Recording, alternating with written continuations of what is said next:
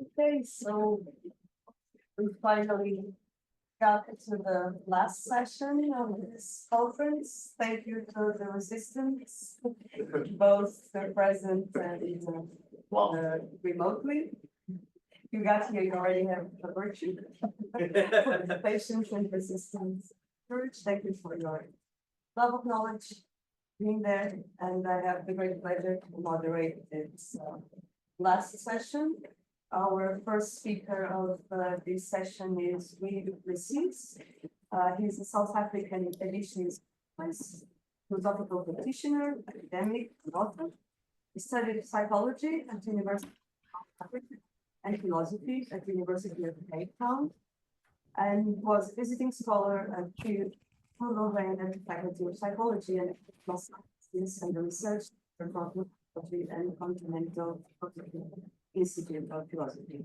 He's a researcher and instructor at the I-System Institute for Transdisciplinary Studies, Utah State University, and an adjunct professor at the Institute for Advanced Psychotherapy at Loyola University of Chicago, and is the director of the South African Logic-Based Therapy and Consulting Institute. He has published in various journals, including Addiction and International Journal of Applied Philosophy, in the fields of addiction treatment and studies, theoretical psychology, and applied philosophy. He's the author and co-author of 6 books, including An Integral Foundation for Addiction Treatment and Building Recovery Resilience. And he's also contributed to several edited volumes, including Opioids in South Africa, Towards a Policy of Harm Reduction. His next book, Recovery Resilience Program Facilitator's Guide, will be published by Cambridge University Press. We welcome, you're on now. Yeah, thank you. Thank you very much. I'm just going to try and share my screen and see if that works. If it doesn't work, then we can maybe do it on the slides, as I mentioned earlier. Let's just see if that works. Can you guys see my the presentation on the screen? Yes, we can. Okay. Does it also show my photo next to it or something, or is it just the screen? I mean, I don't mind, whichever works. Well, it shows the photo, but you can kick that out if you want. I'm not quite sure how to do that. If it's fine as it is, then I'll just go ahead. Yeah, you can't do it. We do.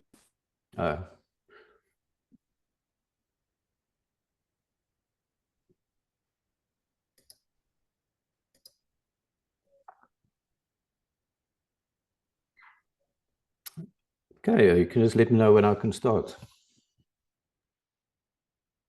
Thank you. Yes, please, you can start with everyone. Okay, thank you. Well, it's a great pleasure being here. My talk today is about the relationship between philosophy as a way of life and psychotherapy. So the presentation is divided into 2 main parts, and it explores the historical and ongoing relationship between Pierre Dault's concept of philosophy as a way of life and modern psychotherapy. This is full screen. No, that doesn't work really. Sorry, it doesn't work in full screen.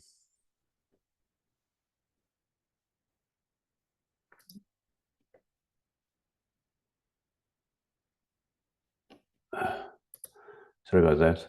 I'll just keep it like that. The first part, sorry, I don't note that many ancient philosophical schools viewed philosophy as the art of living and highlighted their therapeutic agenda. The first part will discuss how these ancient practices relate to modern psychotherapy. Philosophy clearly predates psychotherapy as a means of addressing human problems, and many psychotherapeutic approaches are influenced by philosophical writing, which is substantive and well documented, particularly in the Oxford Handbook of Philosophy and Psychology.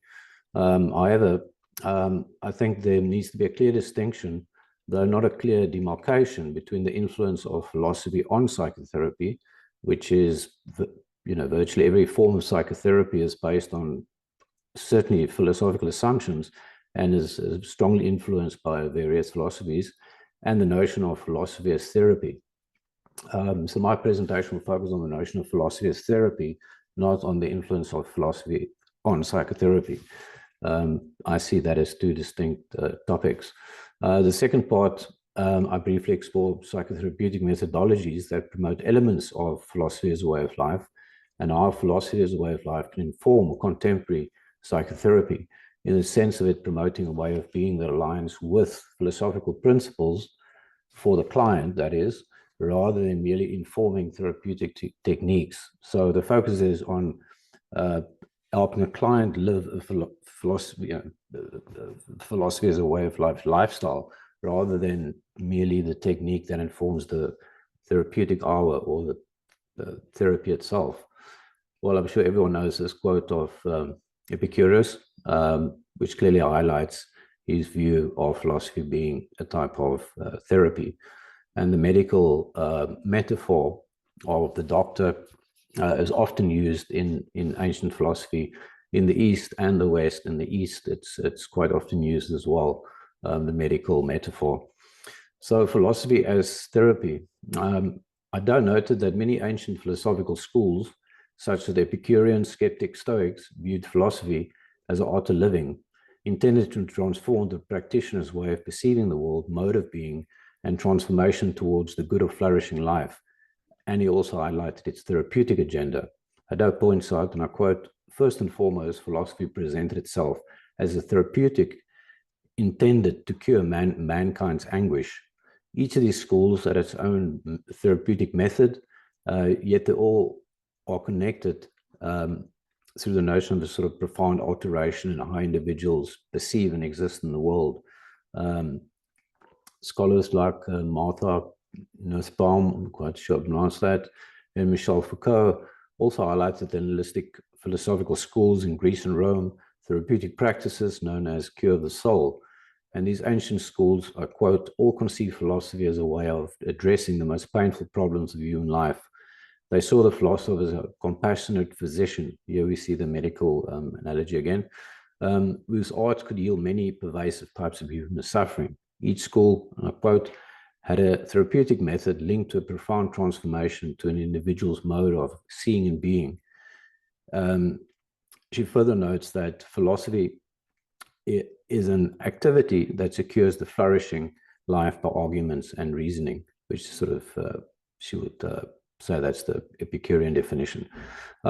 Therefore, the therapeutic agenda of these schools clearly aligned with the aims of modern psychotherapy. Obviously, there was no term for modern psychotherapy in those days, so it's in sort of hindsight. And philosophy clearly predates psychotherapy as a way of addressing some of the most disturbing and painful problems of human life. And as we all know, philosophy it keeps on sort of shedding disciplines. In the beginning, there was a philosopher who studied natural science, that studied everything. And as time goes on, it sort of sheds different disciplines to different fields. And I would sort of argue that it sort of shedded psychology to an extent to its own field. So what I focus on is, I just want to highlight in this presentation, I purely focus on Pierre Hadot's definition. I'm not using the more broader definition or Foucault or some other people. I'm sticking to Hadot. It would just be impossible to squeeze a discussion in with having multitude of definitions in 30 minutes. So I'm focusing on that. So we're going to look at spiritual exercises. And the reason I look at that is that can help one demarcate between philosophy. What is the relevance between philosophy as a way of life and psychotherapy? And I think the key is Hadot's definition of spiritual exercises. I don't argue that many texts like the Enneads or Marcus Aurelius Meditations may seem puzzling when approached with contemporary metaphilosophical assumptions that prioritize argumentation or knowledge acquisition. Yet those suggest these texts become comprehensible when understood as incorporating the term spiritual exercises. That was later on, obviously, elaborated by Foucault, called the technologies of the self or the self.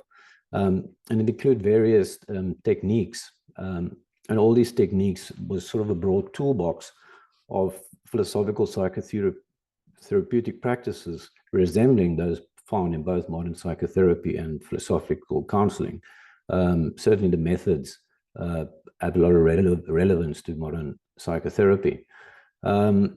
So here's why I sort of start drawing a demarcation between psychology, the therapy that's informed by philosophy and actually what the therapy does for the client and outside of the therapeutic hour. And I think the notion of a return to the self is useful to make that distinction, although it's not a clear distinction. To understand the spiritual exercises and to understand the similarity and difference in and between contemporary psychotherapy and philosophy as a way of life, we can explore two central themes in Hadot's main work, Philosophy as a Way of Life. The first theme revolves around the importance of focusing on the present moment, which he identified as the key to spiritual exercises. The second theme concerns adopting a broader perspective of the world, and I quote, philosophy signified the attempt to raise up mankind from individuality and particularity to universality and objectivity. Both emphasize the present moment and pursuit of objective viewpoints suggest, and I quote, they belong to a single conception, that conception being of a return to the self. Thus, all spiritual exercises, and I quote Hadot, fundamentally are a return to the self, in which the self is liberated from a state of alienation into which it has been plunged by worries, passions, and desires. The self liberated in this way is no longer merely our egoistic, passionate individuality. It is our moral person, open to universality and objectivity and participating in the universal nature of thought. No, I assume it's quite debatable what that exactly means, but I think Joseph Sen sort of summed that up quite nicely, and Hadot mentioned that he got that metaphor from Plotinus. Joseph Sen noted that the ideal psychic state is not something to be newly made or created, but is experienced with the removal of those accretions which have hidden and thus prevent the realization of the self, of which we already are. So there one can start seeing a differentiation between that definition and a lot of psychotherapies, particularly the self-actualization one. So there's this sort of notion of improving yourself, bettering yourself constantly. This is more a subtraction, and you also use the notion, the metaphor of the sculptor, that the artwork is already in the marble, it's just chipping away. So what's the relationship between philosophy of life and psychotherapy? Any current attempts to revive these ancient spiritual exercises faces a significant obstacle. And that's the obstacle psychotherapy will face when trying to incorporate philosophy of the way of life. Unlike the Stoics and the Platonists, who saw the universe as infused with reason as something to imitate, contemporary society perceives the universe as random, lacking purpose or order. It has been disenchanted. In many ways, contemporary psychotherapy is an attempt to deal with this disenchantment, and techniques of modern psychotherapy are now our current spiritual exercises. Yet there's something, I certainly think there's something lacking in modern psychotherapy to adequately address the human condition and relieve suffering. And I think that's the critique of what that positive psychology makes. I do also criticize Foucault for limiting these ancient spiritual practices to self-improvement techniques rather than a quest for the universal. And I think there's a lot of validity in that. And I quote, it's difficult to accept that the philosophical practices of the Stoics and the Platonists were nothing but a relationship to oneself. The feeling of belonging to a whole is an essential element. Such a cosmic perspective transforms the feeling one has of oneself. And Nietzsche's quote of become who you are, or how one become what one is, sort of, it reminds me a bit of that. And the previous metaphor of the sculptor. According to Odo, the philosophical practice of ancient schools like the Stoics involved more than self-reflection. They also emphasize a sense of belonging to a greater whole, which profoundly influenced one's self-perception. While he acknowledges the relevance of these exercises, he clearly laments the loss of connection with something greater. He notes, Odo notes, the highest point the self can attain is where one has the impression of losing oneself in something that totally overcomes one. And I think that's quite relevant to, let's say, modern Stoicism and the notion of amor fati, accept your fate. If the universe is logical and ordered, then one can accept one's fate. But if you think the universe is chaotic, then the notion of amor fati, you're just accepting your fate. I'm not quite sure how valuable that would be. So it depends on one's metaphysical assumptions. And obviously the Stoics originally had a metaphysical assumption that the universe is ordered, and therefore they wanted to imitate that order and meaning. So philosophy clearly predates psychotherapy as a means of addressing human problems, which we know. And there's a distinction between philosophy on psychotherapy and philosophy as therapy. There are current forms of psychotherapy and philosophical counseling that promote elements of philosophy as the way of life, or that are explicitly philosophical. For example, rational emotive behavior therapy, and then logic-based therapy that's derived from that. Viktor Frankl's logotherapy, Meierdred Boss's design analysis, which he worked on with Heidegger over a 10-year period. I think probably from all the therapies, I would say Boss's work, I think is one of the few therapies that was developed in conjunction with a living philosopher. And then Otto Rank's will therapy, which is virtually entirely influenced by Nietzsche. Rank was a big fan of Nietzsche's work, and it's no coincidence that it's called will therapy. But I would argue that there's not many that actually promote a way of being for the client, where the client is aligned with philosophy as a way of life principles as per Odo's definition, rather than merely informing the therapeutic techniques. I'm not saying there aren't any. I'm just saying that it's a much rarer thing than philosophy, the influence of philosophy on psychology. So I'll focus on one which clearly is relevant, and that's Stoicism and modern psychotherapy. Yet there's also a bit of a problem here, because the client doesn't necessarily incorporate this into it. Like, it's not the same as the way the Stoics live their lives compared to Stoicism informing REBT, but it's useful to highlight it in any way. Stoicism was first sort of picked up in the modern, more recently, by Paul Du Bois.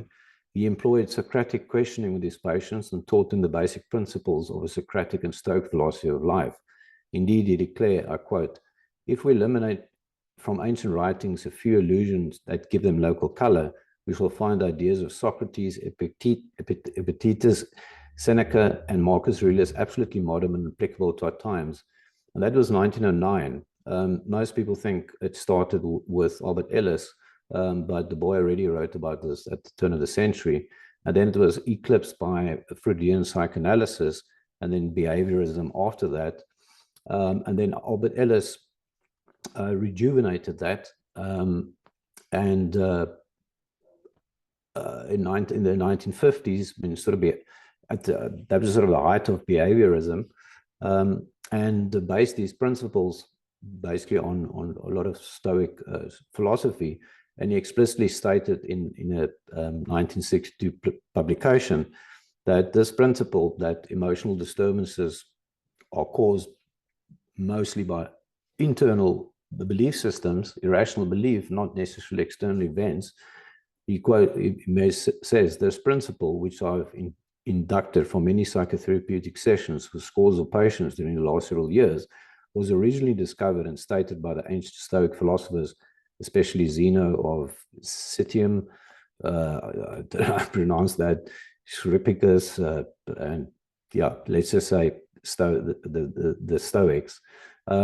So from the 50s, there was a strong influence of ancient philosophy running through REBT and eventually CBT, and then you had the sort of second wave and then third wave of behavioral therapies. And there's definitely a strand of Ellis's work, and that's Stoic philosophy that runs through there. And I just want to highlight this one called logic-based therapy, which is a continuation of Ellis's work. It just adds, apart from the fallacies, that would be the first three would be sort of REBT. Then it adds an additional guiding virtue that is a sort of antidote for the fallacy. Find an uplifting that philosophy that promotes that guiding virtue, and then apply that philosophy in action in the client's daily action. So this is a more philosophical approach to CBT, and certainly from my perspective, would be more aligned with philosophy as a way of life. So what value can philosophy as a way of life bring to psychotherapy? Personally, I think it can bring a huge and valuable, and I think much needed perspective for many reasons. But I'm going to focus on one specific reason. I can mention 10 reasons, but for the sake of brevity, I'll focus on one.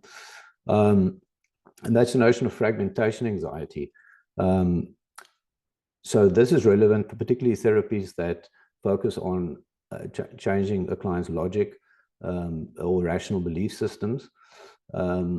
It's not quite that simple of just changing somebody's ideas about the world and then think everything's going to be fine.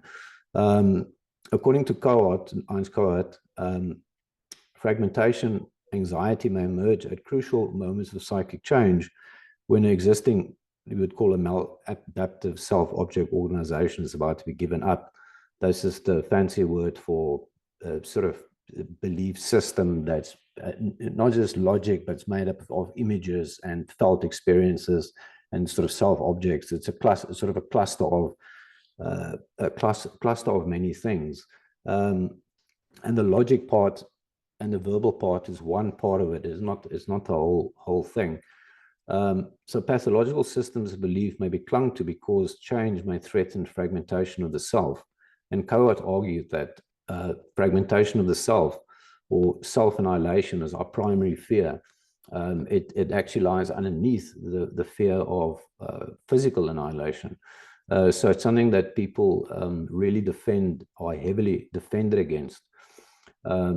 For good reason, because it can lead to this fragmentation of the self and what you would call narcissistic mortification. Thus, irrational systems of belief may be tenaciously retained because they structure the person's experience and sense of self. It's a sort of the self-scaffolding.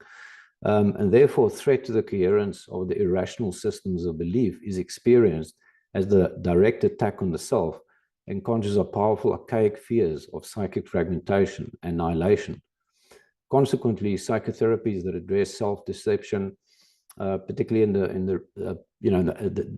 Acracia and the debates of Freud had one theory of self-deception, and then Sartre had another one, and the one was whether we sort of can't aware of it or was it entirely unconscious. Regardless of that, one could argue that if one is addressing flawed logic and trying to break up these rational belief systems, one may require an intervention that would mitigate fragmentation anxiety. So by, I wouldn't say attacking, but by confronting some of these irrational belief systems, if we take the metaphor of you take something and you take it away, like what are you replacing it with? Because those belief systems structure the self, structure a person's sort of being in the world. One can't just remove it without placing something back to structure the self again. And I think that's where philosophy as a way of life can come in really handy. And that's also when I mentioned logic-based therapy earlier, where as soon as there's a rational belief that's identified, there's a guiding virtue that acts as an antidote, but it's more than an antidote, it's a replacement. So you're giving up this irrational system of belief, and then you replace it with a guiding virtue. And then that guiding virtue forms more adaptive beliefs, So you're replacing one thing with another. You're not just taking something away. I'm almost using a simple metaphor. So I would argue that philosophy as a way of life may provide a meta-philosophical framework that informs psychotherapeutic techniques that specifically address irrational beliefs in a way that may mitigate fragmentation anxiety when in the process of giving up maladaptive self-object organizations.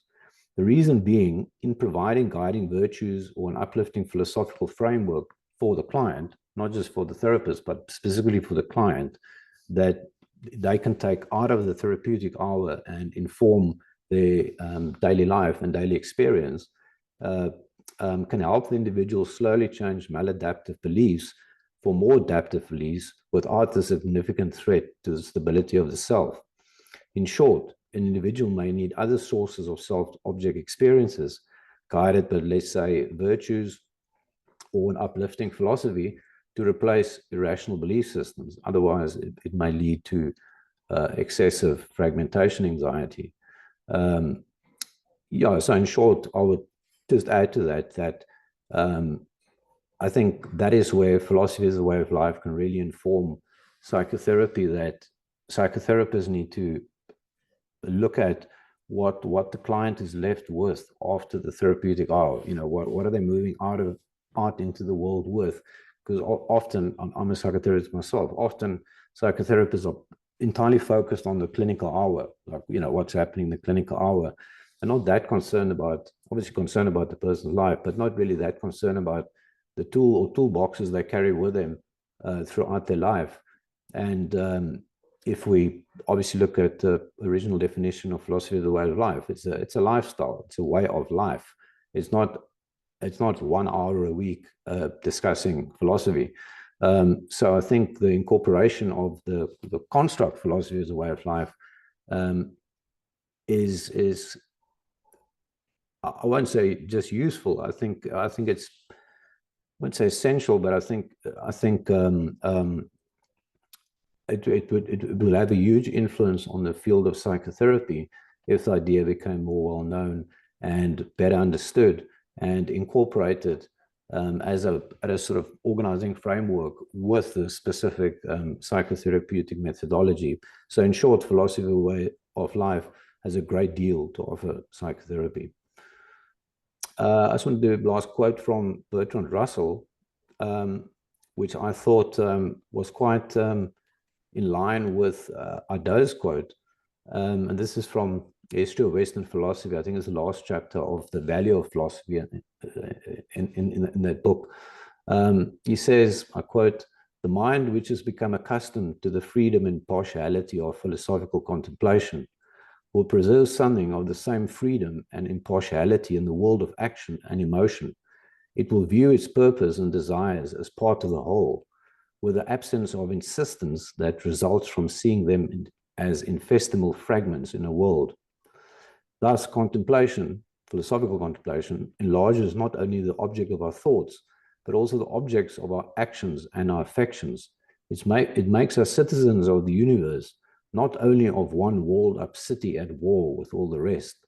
In the citizenship of the universe consists man's true freedom, his liberation from the thraldom of narrow hopes and fears."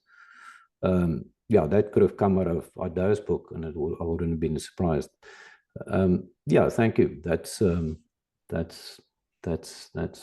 me for now. Thank you.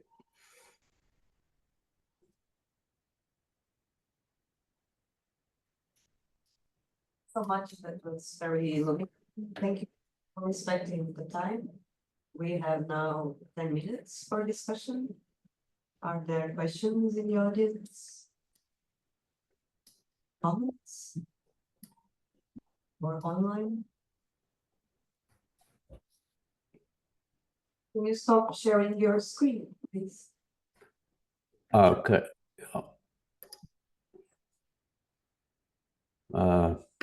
Sorry.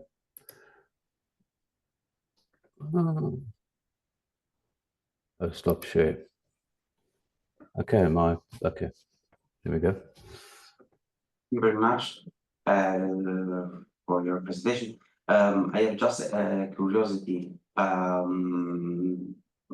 There is such a biographical method or an attempt to renew psychoanalysis, in particular, precisely through a door that was recently more or less recently developed by one Italian psychoanalyst that was Romano Madera.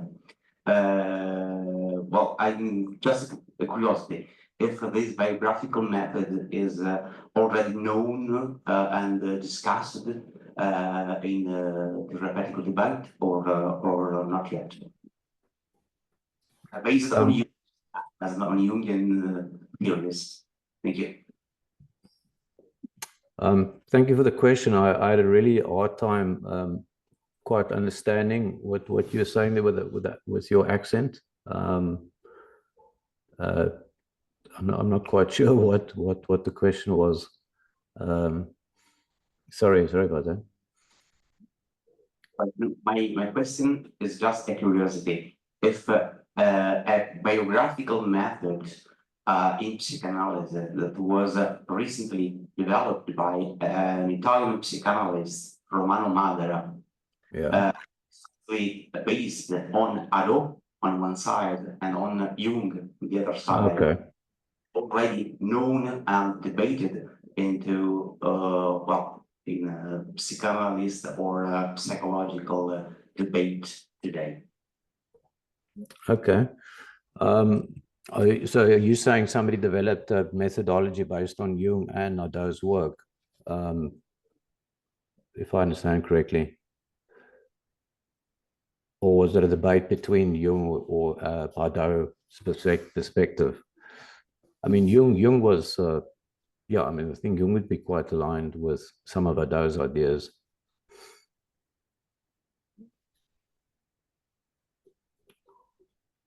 What has been about the specific method, biographical method? The specific method. To be honest, I'm not really that familiar with that, so I'm going to have to look that up. But thanks for bringing that to my attention. I'll definitely look that. I'm not familiar with his work, so I can't really comment on that specific methodology. But yeah, thanks for enlightening me about it. Another question online by David. Hi there. Thanks, Sergey. Well, that was really good. I mean, I'm also a psychotherapist. One of the things I wanted to ask you really is it's a theme that comes with PWL, and I think it's to do the difficulty of whatever Hadot means when it comes to the sculpting, if you like. And so I agree that there's got to be something that, as it were, the life that this is in therapy returns to. However, as you know, there's a lot of criticisms of we're here to restore and not make comments about the normativity, especially if social change and power and threat, some beliefs might appear to be irrational. Yeah. But what are we as therapists? And so that's that kind of challenge, which I think Augustine does to Plotinus and all kinds of Gnosticism. I'm not saying Hadot is doing that. So there's that feature. And then the other thing to complement it is Wittgenstein on his notion of therapy and philosophy, where we leave things as they are. And then where do we let go of being a philosopher or a psychotherapist? That's so it's a difficult question. It's only what I have myself. Really. Okay. No, it's a good. And maybe the only final thing was, I think Wilbur, the pre-personal and transpersonal, is good at attacking the oceanic feeling feature of Hadot. And I know you've written on that. Anyway, there you go. Yeah. I mean, I'm going to try and keep it brief because that one could speak hours about that question. I think the way I see it, and this is purely my personal perspective, it's not. I'm not talking for Hadot or anybody else, but I think there's two trends in psychotherapy, and I think in general, and I use Nietzsche's analogy of true world philosophies. One trend is utopic, and I think a lot of the Eastern philosophies are quite utopic in that way, is that there's a future realm, whether it's nirvana or whether it's some state of enlightenment or getting off the wheel of samsara. In Western psychology, it's self-actualization, There's always ladders to climb. You're always going up.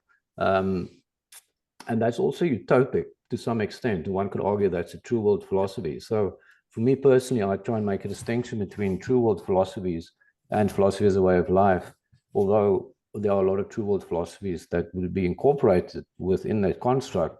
But if one starts broadening it so wide that you include all religions, then the word, then I would argue that the term becomes sort of meaningless, the word philosophy as a way of life, because it's too broad then. So the way I personally interpret that, it's more an acceptance of imperfection than it is self-actualization. And I would say something like the 12-step program, for instance, focuses a lot on imperfection. And some of the studies that were done on that, they call it the sort of spirituality of imperfection. So it's not about improvement, it's more about acceptance, unconditional life acceptance, acceptance of yourself, acceptance of others. And it's chipping away at all the things that you don't accept, so it's getting to a state, not of nirvana or some future date, future utopia, but getting to a state of just acceptance yourself with all your imperfections of the world, imperfection of suffering. Obviously doesn't mean one doesn't need to address that, but I think those are two distinct trends. Hegel and those guys go back to the Gnostics, which is very true world. And the earthly realm is all bad, and there's a different realm that's all good. I think those two ways of thinking run through psychotherapy as well. Those two sort of schools of thought. I'm not sure what one would exactly call it, but it's definitely there. Yeah, so that would be my answer to that very difficult question. Yeah, that's great. Well, I'm in agreement, actually. So that's really heartening about carrying the wound as opposed to erasing the wound, if you like. And in medieval times, the theology of the cross as opposed to resurrections. Anyway, that's a great answer. Thank you so much. Yeah, thank you. Nice question. Thank you. Other questions in your audience? We have another one. Caleb.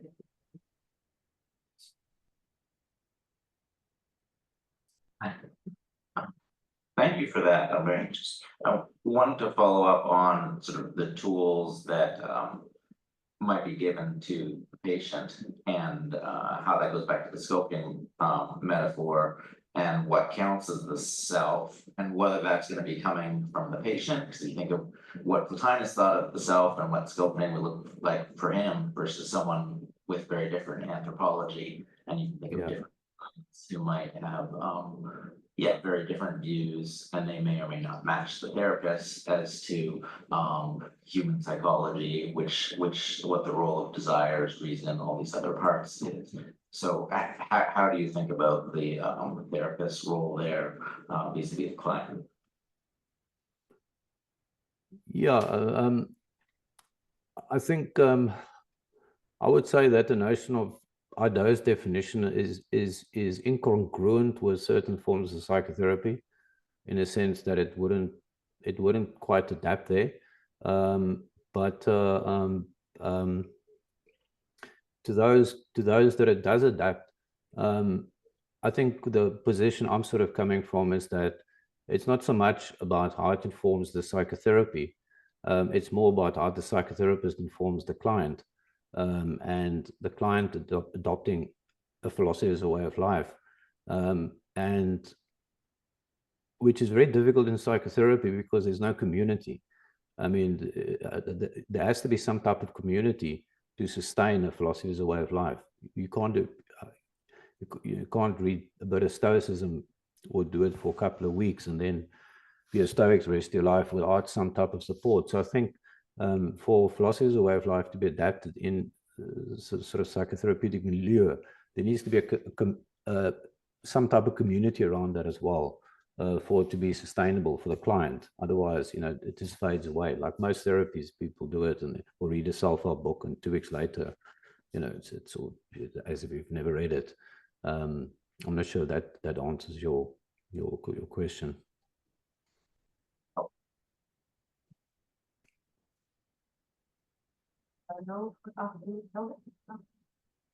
Hi, it's Elder Tello here. I'm writing a chapter on phenomenology, and I noticed you make a reference to Daseinsanalytik. And I was wondering if there is much literature connecting Ado, philosophy as a way of life, and Daseinsanalytik, and what is your take on it? If you see any particular points regarding this form of psychiatry and Ado's thought.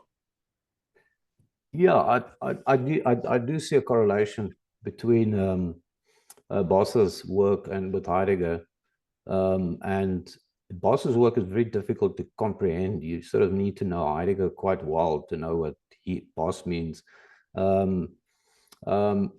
I think it's aligned there in the way that Boss interprets Heidegger and uses the notion of clearing a lot, and sort of sees psychopathology as a closing of clearings. And, you know, this clearing that shines into the future and basically potentialities. So I think design analysis is a lot about the future, in a sense, like a torch shining in a forest. It's about opening more clearings. We have greater possibilities. Instead of having, let's say you're alcoholic, you know, your one option you have that you turn to for everything is you just have a drink. That's one clearing. You know, it's one option, and it might work or might not work. But if you have more clearings, you have alcohol, then you have this, there's another 20 to choose from. And I think East therapy focuses on opening up those clearings. And I think although that's future-based, it's also not about the person improving in themselves. It's about the person having more potentiality, future potentials, and sort of options to choose from. So although it's a different sort of metaphor, if you will, clearing and the sort of torch, I think it's quite similar.